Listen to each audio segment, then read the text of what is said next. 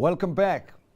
Highly publicized cases of molestation of children at Parktown Boys High and A.B. Kuma Primary School in Soweto have highlighted the rampant abuse in our society. The threat to the safety of children is taking place in homes, churches, and now in schools by caregivers. In the case of Parktown, the suspect is facing more than 120 cases, and at A.B. Kuma, 11 cases of rape of primary school children. Something is clearly wrong here, but there are people and organizations trying to help. Vincentia Dlamini is one such person, and she's operations director at Women and Men Against Women and Child Abuse organization, short for Wamaca. She joins us now to tell us more about the work that they do at Wamaca. I must get that right, okay? So where are you based? And thank you very much for joining us. Thank you for having me, Tim. We have a head office in Benmore Gardens, but this is where mainly our advocacy cases are handled. And then we have a clinical side. Clinical side meaning that the actual work where medical examination is done, your therapeutic services, your court preparation, your outreach, your parental support groups. So we are based in the East Rand, in Boksburg, covering the whole of East Rand, and then in the north of Johannesburg, which is Alex area, so covering it. Because we work with other organizations like your Teddy Bear Clinic, which is going to cover the West Rand and cover the Johannesburg CBD and Soweto. So we sort of split ourselves that way in Gauteng. You know, when we talk about the abuse of children, people might think, well, it's not happening. I mentioned two of the instances because they are high profile, so we would believe that they are isolated. But from your work, I suppose the experience is different to that. We only know of these two because of their size and magnitude and the way in which they happen. But is this common? It is highly common. And the reason why we don't hear about such cases, it is because they are done behind closed doors. And there's a relationship of trust that happens most of the time. And I always make an example, and I said, if I have a drinking problem, you're likely to find me at a bottle store. And when I'm a pedophile and I'm a sexual predator and I want to abuse kids, you are likely to find me next to kids. So everyone needs to be aware of the fact that sexual predators are amongst ourselves. They are in our circles. They are at that Christmas party. They are at that dinner table.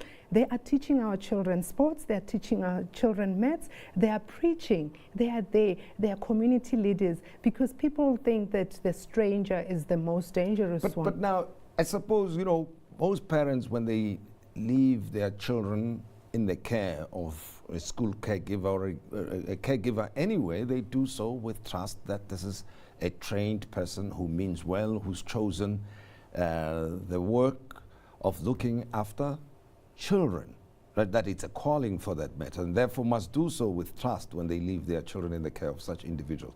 Is it possible to profile them, to say these are the things you should look out for, or an institution that this is what you must look out for before you leave your child there? All right, I will say that we have registered the Child Protection Register, which is very difficult to monitor, because by the time a sexual offender is found, they would have abused a number of children, and it takes time for them. And also the fact of late disclosure. We have a history of late disclosure. People have kept quiet about their sexual abuse. Others speak out later, after 40 years. And this is where, because that relationship of the trust, damage would have been caused for that long. Yes, that long. And when your teacher, someone you trust with, starts calling you in a private space and touching you inappropriately, it's not easy, because most of the time they are told no one's going to believe you, you know. And you're looking at this person, sometimes it's a trusted member in our society, and how do you begin to actually say this is an abuser? And it's very difficult to profile a sexual abuser, because they come in a form of a normal. And you will only know after the fact, not before. Because you wouldn't, because they don't come and tell you that I'm a sexual abuser, because it's easy to find someone with an alcohol problem, because they're going to come to work, you know. But abuse happens in closed doors. Now, the statistic that I got from yourselves is that around 34% of South African children would have been abused at one point or another. Now, to people who've never experienced that, it sounds like an unbelievably high number. Would you stand by this? And how do you arrive at that 34%? All right, studies have been conducted, and in these studies it shows, like, they take a sample of children that are going to young adults, and then they've been asked, have you ever been, because it's a research that has been done. But another study that has been done, and what we know as we work in the field, we know that children keep quiet about their abuse.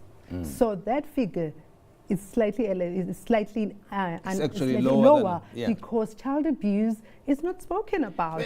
But when you say child abuse, I cited the two cases of the Parktown School and the AB Kuma School, because those are serious charges of molestation and rape of the children. In the definition of abuse, from your point of view, what do you mean when you say abuse? Okay, abuse is maltreatment. Yeah. Yes, and child obviously would relate to someone who's under 18. Yes. Yes. So this is what I'm talking about. But in this case, we're talking sexual abuse specifically. The 34% that we're talking about? Yes, So it's specifically. horrifically high. Yes. Yeah. So, and you look at communities like your Alex community, horrific cases are there. You know, taxi drivers that have been abusing children caught red-handed. So it's not just these two cases that we know. We had serial rapists in Alex and Soweto. We have teachers that have been abusing children.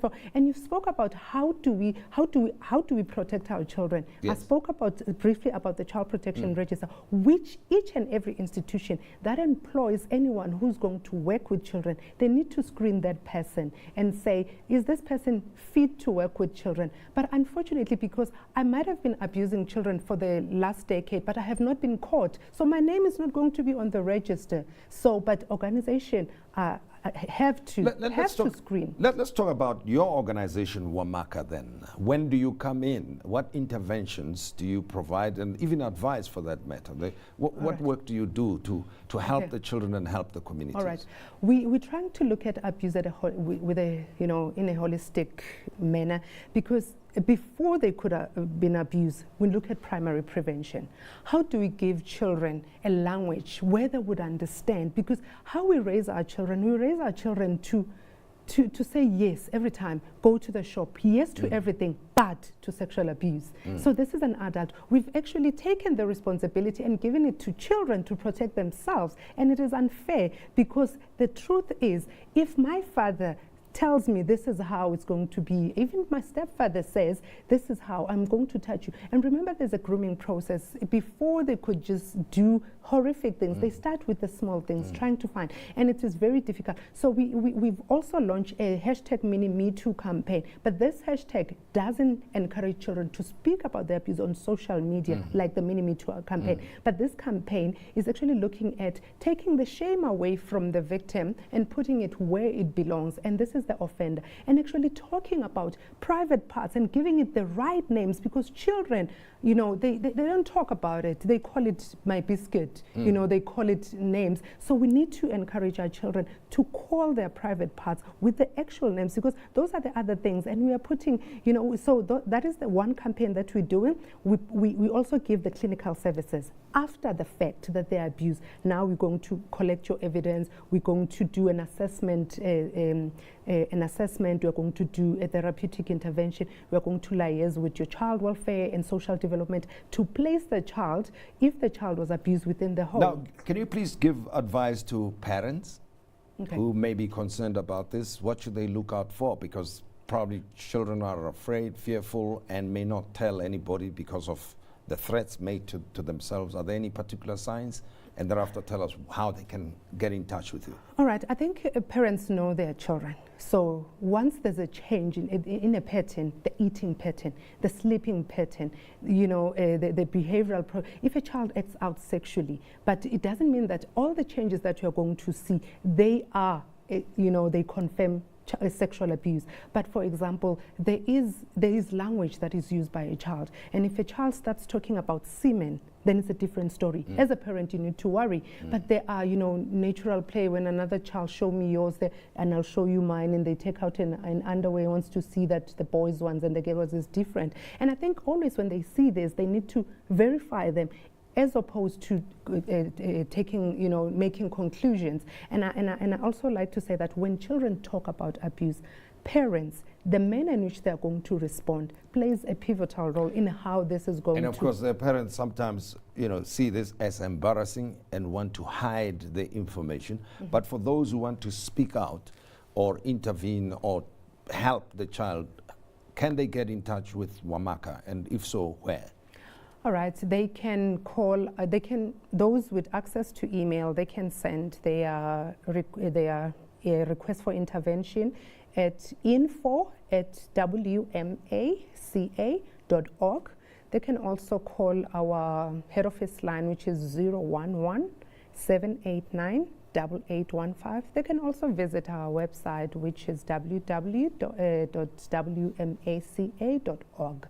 So they can use those platforms. And we're also on Twitter again at Wamaca Kids. We are on Facebook. They can inbox us. So we are there. So they can just fill in. And you don't have to have your child go through this first before you take any action, because we are all parents of all children, and 34% plus of children are being abused as a matter of course in this society, and that's a very, very shocking statistic, and somehow we have to jointly fight against the abuse of children. So visit Wamaca at www.wamaca.org and you'll find more details there. Vincentia Dlamini, one of the activists trying to keep our children safe.